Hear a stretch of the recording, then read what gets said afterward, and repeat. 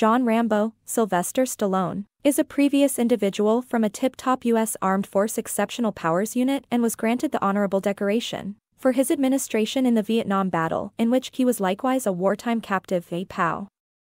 The film starts 10 years after Rambo left the conflict, in the American Northwest, in 1980. Rambo is looking for one of his companions from his unit, Delmar Berry. Rambo before long gains from Delmar's mom that he has kicked the bucket a couple of months sooner from malignant growth, because of napalm openness. Albeit not yet uncovered to the crowd, Rambo realizes he is presently the last enduring individual from his unit. He leaves the image of his unit with Berry's mom and leaves, clearly disheartened. The scene blurs to Rambo entering the modest community of Trust, Washington State by walking, searching for a dinner and potentially a lodging to go through the evening. With his longish hair and military-style coat, he is immediately spotted by the town's enthusiastic and suspicious sheriff, Will Teasle, Brian Dennehy, who rapidly drives Rambo away, noticing serious areas of strength for him force strays. An insubordinate Rambo makes a beeline for town right away, to the disappointment of Teasle, who captures him for vagrancy and for conveying a huge battle blade as a covered weapon. Rambo perseveres against the officials at the station and is abused and bugged by workmanship Galt, Jack Starrett, the sheriff's brutal head appointee and dearest companion. Rambo is requested to strip and Galt and his agents, Ward, Chris Mulkey, and Mitch, David Caruso, are bewildered to see his chest and back are covered with horrendous scars. Galt violently hits Rambo in the lower back with his police cudgel without incitement. A third official showers him with a fire hose to tidy him up. At the point when they endeavor to dry shave him with a straight razor in anticipation of his court appearance, Rambo has a flashback to being tormented in a North Vietnamese POW camp and lets completely go, naturally utilizing his tactical preparation to beat Galt and his confidants. He battles right out of the station, recovering his huge blade. He attacks a few additional officials, pulls a regular citizen off a bike, takes it, and is sought after into the close by mountains. Teasle pursues him into the wild yet closes the pursuit when his vehicle topples. Further up the mountain, Rambo spills the cycle he took and runs up past the tree-line. He tracks down an old sheet of material and some wire, making a tunic for himself. He adventures further up the mountain, into the timberland.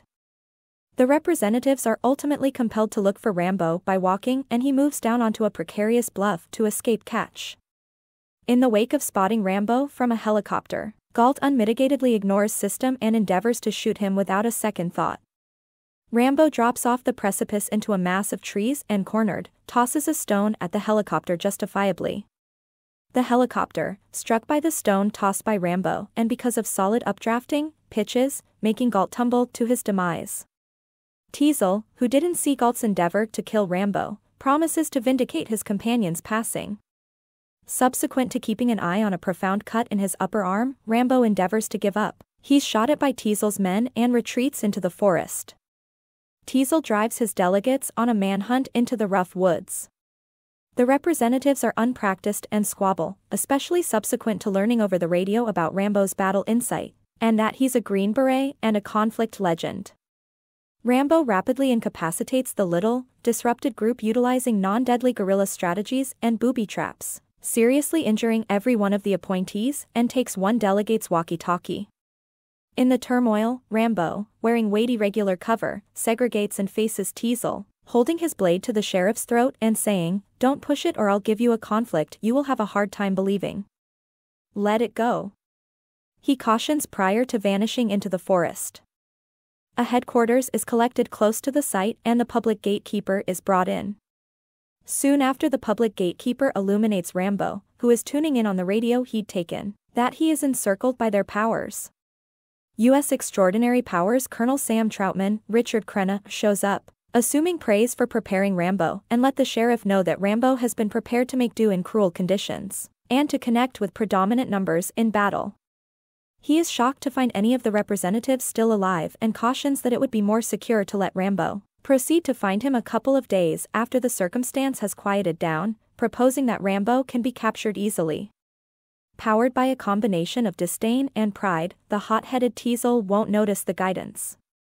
Teasle permits Troutman to converse with Rambo. Troutman attempts to persuade Rambo to surrender himself. In any case, Rambo declines in his reaction, referring to his disgraceful treatment by Teasle and his men.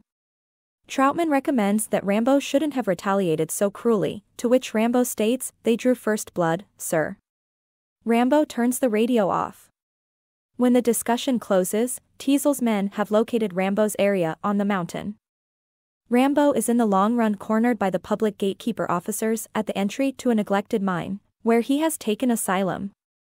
The fledgling patrols fire AM-72 regulations rocket at him, falling the entry and catching him inside. They accept Rambo is dead. Unbeknownst to his followers, Rambo has gotten away into the passages of the mine. Rambo discovers some old fuel and makes an ad-libbed light. Subsequent to swimming through abdomen-profound water and fending off rodents, Rambo cunningly involves the fire of the light as a sign of wind current to track down a departure to the surface.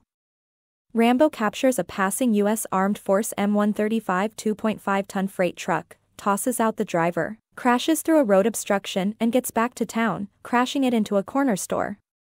He impedes the parkway to anybody in pursuit by lighting the spilled fuel out and about, likewise annihilating the taken truck. Outfitted with AM-60 automatic weapon, Rambo then, at that point, goes on a shooting binge around as the inhabitants escape. Rambo, utilizing his involvement with guerrilla strategies, takes out power transformers, shutting down piece of the town. Rambo shoots up and obliterates an outdoor supplies shop, spilling explosive and ammo over the floor and touching off it. The strategy functions as an interruption and Rambo spots Teasle on the top of police base camp. In the wake of shooting up the structure, Rambo cautiously enters the police headquarters. Mindful of Teasle's presence on the rooftop, Rambo darts under the lookout window to attract fire as snare to uncover his careful area. Teasle promptly fires at Rambo, who noticed his situation and returns fire through the roof with the M60, harming him. Teasle falls through the lookout window onto the floor. Rambo ventures over him, ready to kill him. Before Rambo can shoot Teasle, Colonel Troutman shows up and lets him know that there is no expectation of getting away alive. Rambo, presently encompassed by the police, seethes about the revulsions of battle in Vietnam and the hardships he has confronted adjusting to non-military personnel life. He's fed up with being misjudged, and how in the military he was a conflict legend yet back in America he was unable to try and be relied upon to work, leaving vehicles. He sobs as he retells an especially grim tale about seeing his companion kicking the bucket by having his legs passed over by a booby-caught shoeshine box planted by a Viet Cong kid employable. Rambo then hands himself over to Troutman and is captured. The credits roll as he and Troutman leave the police headquarters. Thank you for visiting my channel. Subscribe for more.